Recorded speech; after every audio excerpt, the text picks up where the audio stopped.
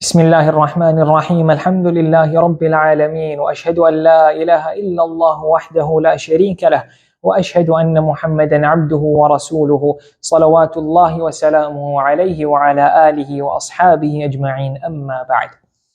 So tonight inshallah we're going to do the second category of the adhkar of salah that are said in the wrong place. So we finished in the last lecture the adhkar of salah. We mentioned most of them that are said in the wrong place, and we left out category 2, which was salam. So that's our remaining one, and thereafter we're going to mention the masail of articulating something in salah from those things that are not from the adhkar of salah. And we mentioned what is meant by adhkar. We're referring to it as adhkar, but it refers to dua, any dua in salah from the dua or the da'wat or ad'iyah in the salah, and all the adhkar of the salah, and also recitation of the Quran.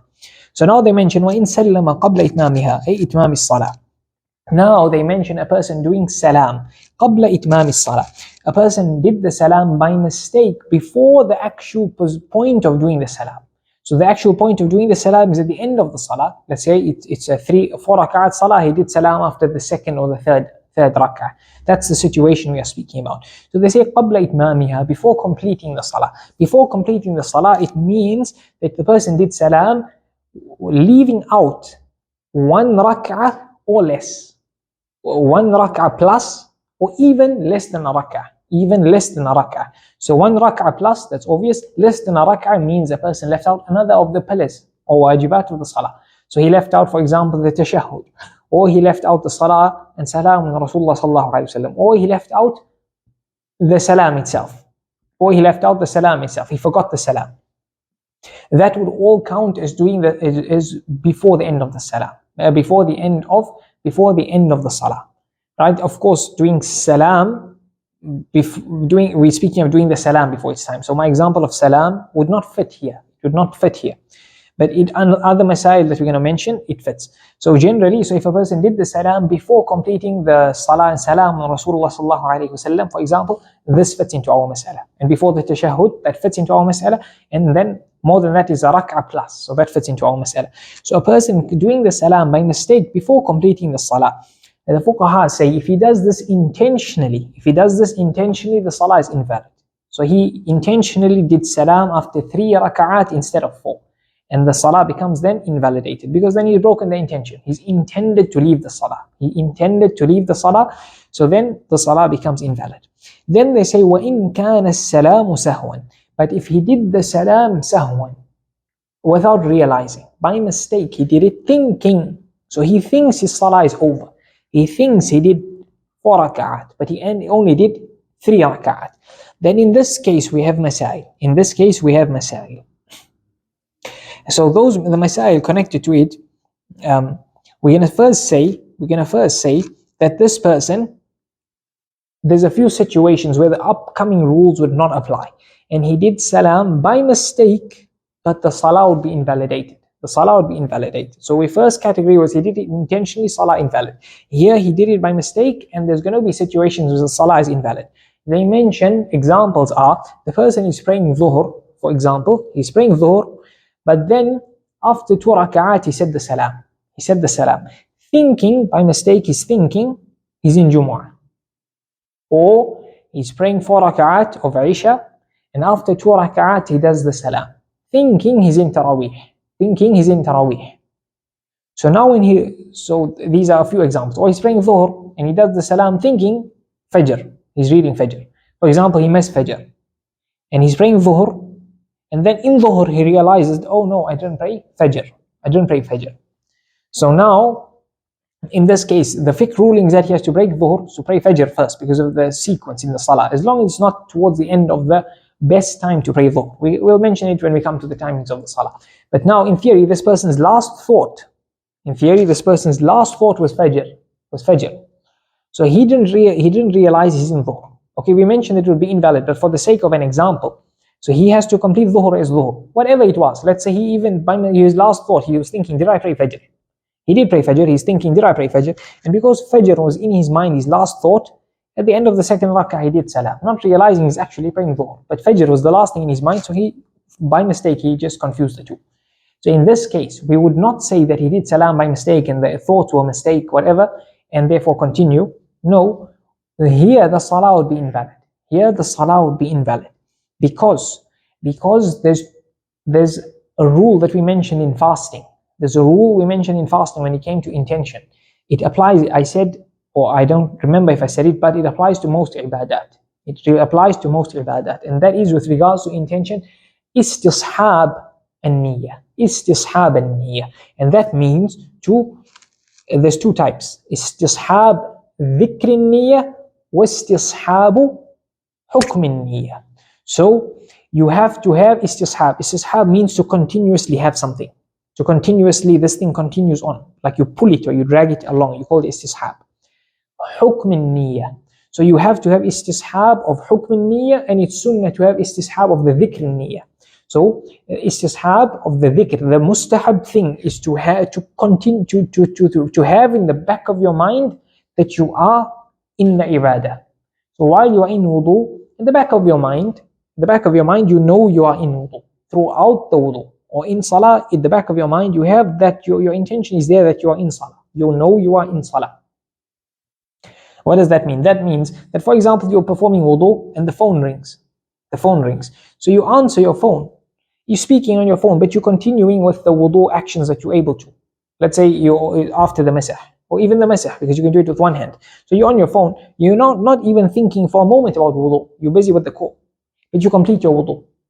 You complete your wudu. Would the wudu be valid? Yes. Because the dhikr niyyah, remembering the intention, that is sunnah. But the hukm niyyah, istishabu hukm niyyah, that is wajib. What does that mean? That means you have to drag along or keep in mind the rule of the niyyah. What does that mean? That means that you do not intend one of two things. Which means if you intend one of two things, you've broken the hukm niyyah. Hukm niyyah doesn't mean you keep thinking, I'm in salah, I'm in salah, I'm in wudu, I'm in wudu. Just having it at the back of the mind, we mentioned it is sunnah. It is sunnah. But what you should not do is intend one of two things. Either to break the intention. To break the intention of the ibadah, or to change the intention of the ibadah. So now while you are in wudu, you are on the phone, but you didn't intend while you're on the phone that I'm breaking off the wudu, I'll carry on later. So you didn't. You're just on the phone. You're not cognizant. You're not keeping in the back of your mind you're performing wudu. You're just performing it. It's just happening naturally. So this would be a valid wudu. It would be a valid wudu. The issue comes if you answer your phone and then in your head, as you're just taking the phone, you think, oh, I'll continue with the wudu later. I'll restart later. So now you've made the intention to break the wudu. So your wudu is now incomplete. Or you change your intention. You're in wudu, you decide, there's some impurity on my clothes, I'm cancelling the wudu, I'm changing my intention from wudu to cleansing the najasa. You're cancelling the wudu of the intention of wudu to cleansing the najasa. This example might not be the most accurate in fiqh because of a certain mas'ala about muwala, meaning to keep the actions of wudu one after the other, and there's certain exceptions like cleaning najasa. So for the sake of the example, I'm mentioning it. So now here in our case, this person has broken the istishab of the hukm of the intention, because he's had in mind fajr, but he's praying dhuhr, or he had his mind jumu'ah and he's praying dhuhr, or he had in mind tarawih and he's praying isha. So here the intention changed. So what breaks the hukm niyyah, what stops this istishab of the hukm of the intention, is changing the intention or breaking the intention. Changing or breaking. Imam Ahmad rahmatullahi alayhi was asked about a person leading people in salah. He's leading them in dhuhr, and while he's reciting, he's prolonging his recitation, and he thinks he's in asr. Then he's reciting, then he realizes it's dhuhr. Imam Ahmad said, in this case, the person repeats the salah, and those behind him repeat the salah. Because of what? Because of the intention change. Because he was thinking, I'm in asr. So that's number one. Number two, connected to this specific example, the fuqaha do speak of doubt in intention, and they allow you to fix your intention before doing an action. So in the madhab, this is sideline. The madhab, they question whether articulating something counts as an action, or only actual actions. So you must not do, for example, you're standing, you're having your doubt, don't go into ruku' before fixing your intention. So that's an action. But is reciting, continuing on with your recitation, also an action, or is it dhikr, articulating? So the madhab says, as Imam Ahmad did you mention, indicated to here, is that it's even articulating is an action. But when we get to it, inshallah, when we get it in the mas'ala of where is it mentioned? Intention, or in the salah. I think it's in intention. We'll mention it in details. So this is just sideline to fix or to mold or mend our masail together. So they say, so that's when the salam, by mistake, forgetfully, before the end of the salah, in the wrong place, will break the salah. Will break the salah. Salah becomes invalid because of the change of intention. ثم ذكر قريبا أتمها. So they say, this person who did salam before the end of the salah, if he realizes soon, قريبا, he realizes soon after he did the salam that actually I missed a rukn of the salah, or I missed a rak'ah plus, he remembers it. If it was soon after, then he goes back and he completes the salah. He goes back and he completes the salah where he left off. So they say, if he remembers a short time after doing the salam. So what is that amount? Again, the madhab, they do not specify a time, because no ahadith or ayah of the Quran or something from the Sahaba indicate a time. So they say it goes back to urf. It goes back to the custom of the people. What would be deemed a small gap, or what would be deemed a long gap? What would be deemed a small gap, and what would be deemed a long gap? So if a person remembered after 5 minutes, that is relatively a short gap. But now 15 minutes, now there's a big gap. So that's why Ibn Qudamah, he mentions a little principle that you can work with in this case. It's latif, it's quite good. So he mentions that if this amount of time it took after, or the difference in the time, or the time gap between the salam and the person remembering, is the same amount of time that occurred for Rasulullah sallallahu alaihi wasallam and the Sahaba.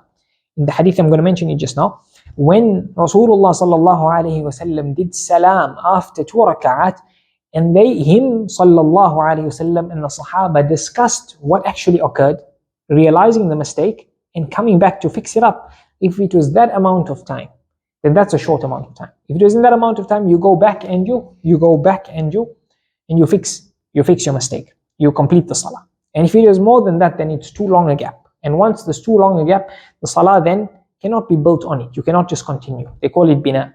So you can't just build on where you left off, then the whole salah breaks. So what actually happened, and what goes and connects to our mas'ala, is where Rasulullah sallallahu alayhi wa sallam, Abu Hurairah radiyallahu anhu reports in Bukhari and Muslim, Rasulullah sallallahu alayhi wa sallam led them in the salah.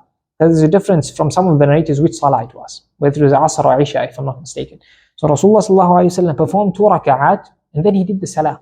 So the Sahaba were a bit confused. What happened here?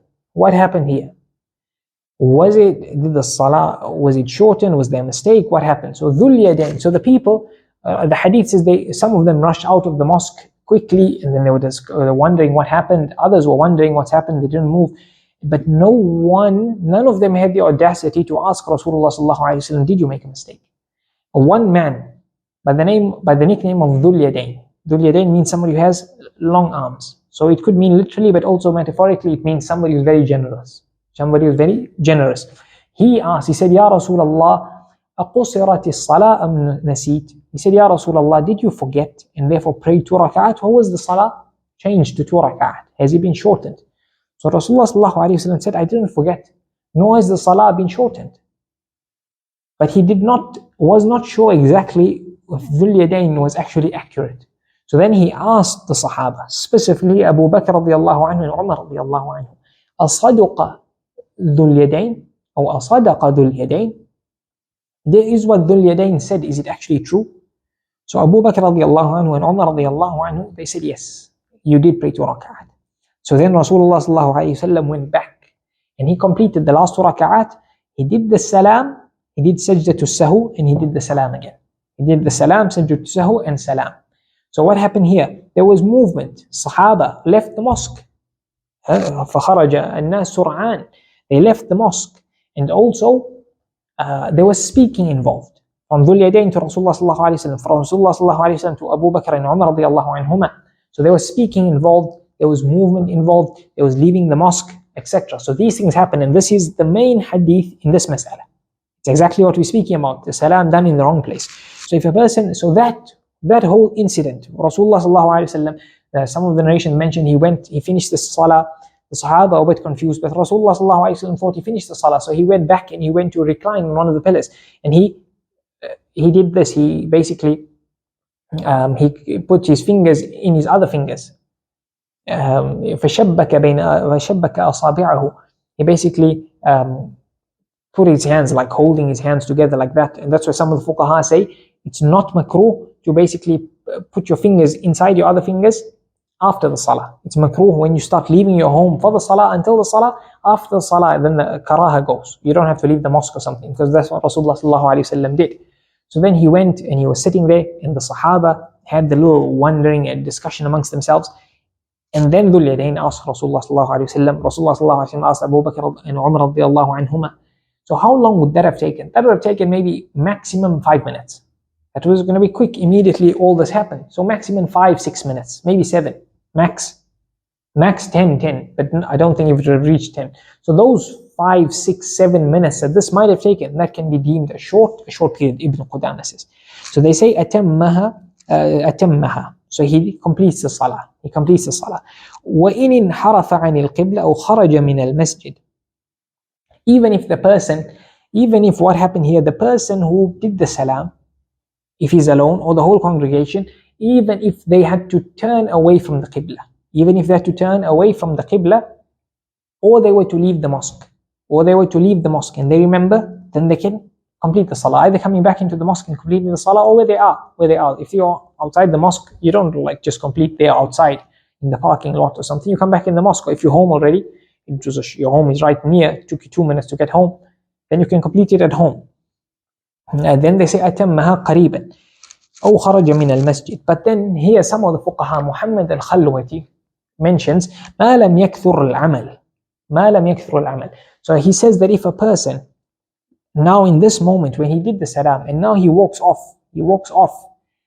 they say, he says that as long as there's not many actions that happen in this period, because then you've done many movements, and these movements will be outside the movements of salah. You've walked, you've put on your shoes, you've put on a jacket, whatever it may be. You've opened the door, you've closed the door, now it becomes many movements. So in that case, he says that your salah would be invalid. Your salah would be invalid, meaning you have to restart. It breaks up the chance to just continue. But that actually is a bit questionable, because if you're going to allow to leave the mosque, then there's going to be quite a bit of movements. Like you'd walk to leave the mosque and other things before remembering. So, but that's what he mentions. And then he brings a question. He says, you can divert yourself from the qibla, ولكن ولو استدبرها. He says, what if you were then to face your back to the qibla? Wouldn't that, in general, if you were in salah and you faced your back to the qibla, it would invalidate your salah. So he mentions that what about if you were to invalidate your salah in this situation, if you were to face your back towards the qibla in this situation? But he doesn't answer whether it would break the salah or not. He just brings it as a question. And I mentioned before, sometimes he mentions things that are very interesting, but he doesn't give an answer to it. And I said sometimes you find the answer from his student, Ibn Ghaid. But I didn't see Ibn Ghaid answer this as well. So that's something he mentions. Perhaps it doesn't break the salah, because they don't mention it. The fuqaha don't mention it. And then they basically indicating that in this case, when a person does the salam by mistake, before remembering, in that time period, he should not do something that invalidates the salah. So he shouldn't eat or drink, for example, or make many movements, as we mentioned. So that's according to the madhab. That's according to the madhab. And then there's a second opinion. The second opinion in the madhab is that all of these things, including what we're going to mention for speaking, that all of these things they overlooked because it's done out of forgetfulness or out of ignorance. The person thinks the salah is over. So therefore, then he walked and he did many actions. So there you overlook it. Or he ate or he drank something. Eating or drinking that would break the salah. Not what is overlooked in the salah. Eating or drinking that would break the salah. Because in this point, he's actually still in salah. As I mentioned, the example of like a square. Like this whole period is in salah. Salam is just a line in the middle, in the wrong place. It's supposed to be at the end. So this whole thing is salah. So now it's as if he ate or drank in the salah, because it's all going to put it into the box. Going to make a mark that he ate or drank or making many movements in the box. So what's the box? This is a salah box. So it would be that he's done the wrong things. So the madhab would say that if the person did these things, then the salah would be invalidated if he ate or drank or many movements, etc. The other opinion is that all of these things are overlooked. The moment he realizes, he comes back, then it's as if we've made the square smaller. Where he did the salam by mistake, we made it smaller, and then when he remembers, we're going to continue the square. We're going to continue the square, and whatever he did there becomes overlooked. The only thing is that he must remember soon. Because then some fuqaha allow him even if it's a long period of time, but the better opinion of most of the fuqaha is that if it's a short time. Then our last couple of masail connected to this is that if a person starts another salah, let's say for example he read dhuhr 3 rak'at, and then he started the sunnah after dhuhr, and while he's in the sunnah salah, he remembers that maybe I read 3 rak'at, or he knows for sure I read 3 rak'at. So in this case, the fuqaha say that he should break the current salah. And go back to complete his original salah. He should break the current salah because it shouldn't be there. He has to complete dhuhr first before he can pray what's after dhuhr. The sunnah after dhuhr is prayed after dhuhr. He's not even finished dhuhr yet, for example. So therefore he will break the current salah. But they say as long as there hasn't been a long gap, there hasn't been a long period of time in that salah. So if he's reciting a lengthy recitation, for example, in the first or second rak'ah, then he remembers, and 8 minutes, 9 minutes have gone by. Then in this case, we'd say the original salah is invalid. You have to repeat it. Now, this example, just for the sake of fiqh, then he performed the sunnah after dhuhr. That won't count because his dhuhr was not completed. So his sunnah after dhuhr did not happen after dhuhr. But that's a sideline thing. So for example, this person here, if it wasn't a long period of time, then they also mention there mustn't be many movements. Ibn Qudama also mentions this, that you see in that salah, if he hasn't done many actions in the salah, and he remembers, then you can go back. He breaks the salah, then he can go back. Because once he's done many actions, then it's as if he did extra actions in the salah. Because this salah he started by mistake is all extra to his original salah. It shouldn't be there. So now he went up, he went down, he did this, he did that. All of that would be extra movements. So that's what the madhab would say. So the second opinion would say all of these things are overlooked. Second, lastly, so now if he didn't break the salah, you look at the time. How long did that second salah, the salah he started take? But also the movements would probably invalidate the original salah that he did the salam in the wrong place in. Because many movements would have been done. So therefore, if he didn't break the salah, then according to the madhab, then the first salah that he did salam in the wrong place would be invalid based on many movements, even though it's a short period of time.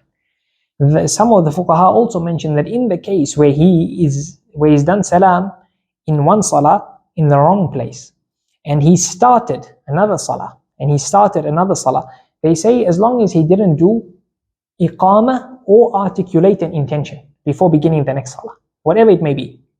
So they say iqaamah, why? Because there's adhkar, and the adhkar would be adhkar from the adhkar of salah. Allahu Akbar from the iqamah is from salah. Ashhadu an la ilaha illallah, ashhadu anna Muhammadan Rasulullah. It's all salah, all the adhkar of salah, right? But he's going to have speech in the iqamah that is speaking to humans. It's as if speech. When you say hayya ala salah, come to the salah, that's when you're speaking to somebody. So they say this would take the rule of speaking to somebody. So now you've spoken to somebody. It's as if you've spoken to somebody. So therefore, if you were to speak to somebody in normal salah, it would be invalidated. And as we said, this whole posture is in one salah. This whole thing is one salah. We put it in a square, this whole thing is happening in one salah. So therefore the salah would be invalidated. Or if you articulated your intention, oh Allah, I am praying 2 rak'at, sunnah, after dhuhr, 2 rak'at for your sake. So the second or third last thing, they say in this case where a person did the salam by mistake, in the period before remembering to continue the salah. We mentioned number one, it must be a short period of time. Number two, he mustn't do something that if he were in salah, doing that thing would invalidate the salah. So he mentioned it, and this thing which I'm going to mention is included in it. We just mentioned it in a broader manner just now. when we mention movements, eating, etc., they say as long as the person did not break the wudu. He did not break his wudu. If he broke his wudu, then he has to restart the salah. That's kind of an obvious one, and there's no difference of opinion there. If he breaks his wudu, then the salah, he restarts his salah completely. And the last thing connected to this, our second last mas'ala, and that is فَإِنْ طَالَ الْفَصْلُ عُرْفًا بَطَلَتْ لِتَعَذُّرِ الْبِنَاءِ إِذًا. That if there was a long period of time that went by, عُرْفًا, according to the customs, or we mentioned Ibn Qudama's explanation, then in this case, the salah becomes invalid. In this case, the salah becomes invalid. There's no chance to just build on it. There's no chance to just build on it. The last mas'ala, the amazing minds of the fuqaha, they say this person that they did the salam by mistake in the wrong place, right? They say that if before he remembered his mistake, he stood up.